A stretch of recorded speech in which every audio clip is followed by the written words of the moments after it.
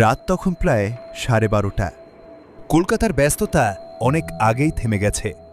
শুধু দূরে কোথাও একটা কুকুরের হাহাকার শোনা যাচ্ছে।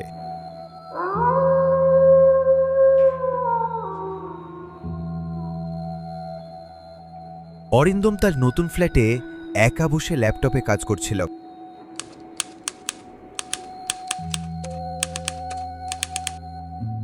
এই ফ্ল্যাটটা সে খুব কম দামে পেয়েছে, এত কম দামে যে তার বন্ধুরা সবাই বলেছিল নিশ্চয়ই কিছু একটা গন্ডগোল আছে।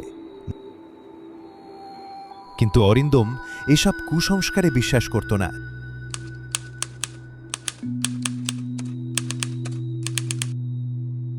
ফ্ল্যাটটা পুরনো, একটু স্যাঁতস্যাঁতে গন্ধ আছে, কিন্তু বড়। খোলা বারান্দা আর সবচেয়ে বড় কথা একটা অতিরিক্ত ঘর। কিন্তু সেই ঘরটার দরজাটা সবসময় বন্ধ থাকে। বাড়িওয়ালা চাবিটা দেয়নি, শুধু বলেছিল ও ঘরটা ব্যবহার করার দরকার নেই। আচ্ছা ঠিক আছে। প্রথম রাত 1টা নাগাদ হঠাৎ সে একটা শব্দ পেল। শব্দটা আসছে ওই বন্ধ ঘরের দিক থেকে। অরিন্দম থমকে গেল।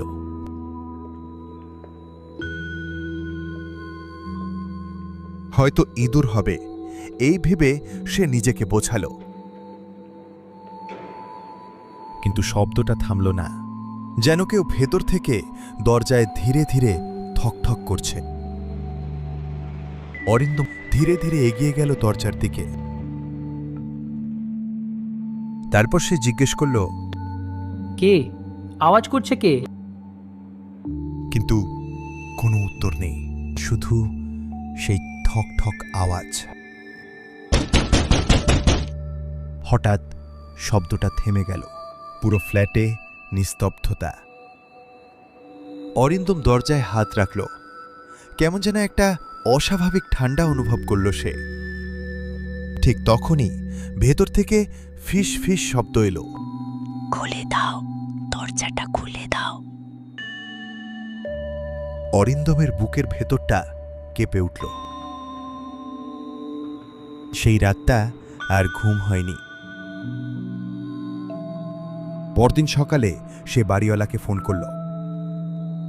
ওই ঘরটা নিয়ে কিছু বলবেন? ফোনের ওপারে কিছুক্ষণ নীরবতা। তারপর ধীরে গম্ভীর গলায় বাড়িওয়ালা বলল, ওটা বন্ধই থাকুক, দরজা খুলবেন না। কিন্তু কেন বলুন তো? সব প্রশ্নের উত্তর জানা ভালো নয়। এরপর লাইন কেটে গেল। অরিন্দম বিরক্ত হল। সে ভাবল, এত নাটক কেন করছে? নাকি ওই ঘরে সত্যিই কিছু আছে? রাত আবার নামল। আজ শব্দটা আরো তাড়াতাড়ি শুরু হলো।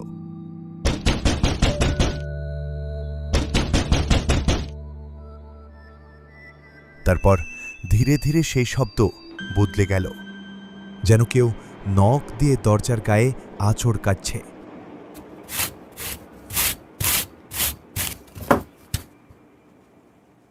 অরিন্দমের শরীর কাঁপতে লাগল। ঠিক তখনই তার কানে একটা আওয়াজ ভেসে আসলো। খুলে দাও, আমি বেরোতে চাই। এবার কণ্ঠটা স্পষ্ট, যেন খুব কাছে, ঠিক দরজার ওপাশে। অরিন্দম হঠাৎ রেগে গেল। যেই হোক, নাটক বন্ধ কর বলে সে দরজায় ধাক্কা মারল।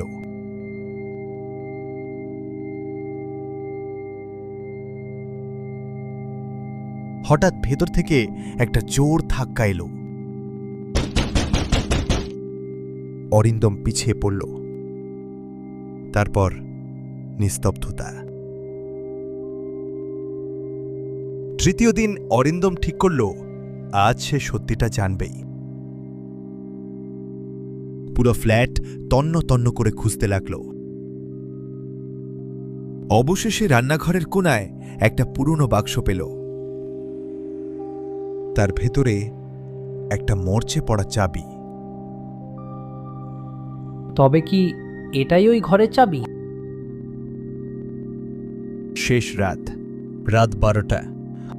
দরজার সামনে দাঁড়িয়ে অরিন্দম, হাতে সেই চাবি, ভেতর থেকে আবার সেই শব্দ।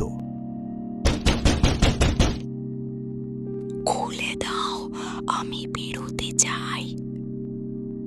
এবার কণ্ঠটা করুণ, অসহায়। অরিন্দম দ্বিধায় পড়ল। যদি সত্যি কেউ আটকে থাকে, এই চিন্তাটাই তাকে ভেঙে দিল। তারপর সে চাবিটা দিয়ে ঘর খুলে দিল। দরজাটা ধীরে ধীরে খুলে গেল। ভেতরটা সম্পূর্ণ অন্ধকার। একটা ঠান্ডা বাতাস বেরিয়ে এলো, যেন অনেকদিন ধরে বন্দি ছিল। অরিন্দম টর্চ জ্বালালো। ঘরটা ফাঁকা, পুরনো দেওয়াল, মেঝেতে ধুলো, কেউ নেই। সে হাঁপ ছাড়ল। ঠিক তখনই তার পেছনে দরজাটা ধীরে ধীরে বন্ধ হয়ে গেল।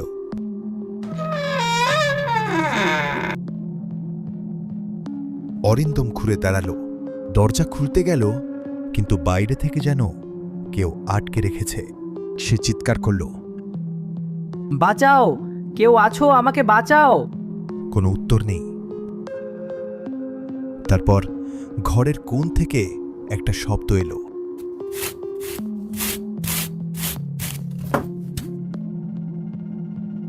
অরিন্দম টর্চটা ঘুরিয়ে ধরল। একটা কালো ছায়া ধীরে ধীরে দেওয়াল থেকে আলাদা হয়ে আসছে। ছায়াটা অনেকটা মানুষের মতো। তারপর সেই একই কণ্ঠ, তুমি আমাকে মুক্ত করলে, এখন তুমি থাকো এখানে। অরিন্দম পেছাতে লাগল।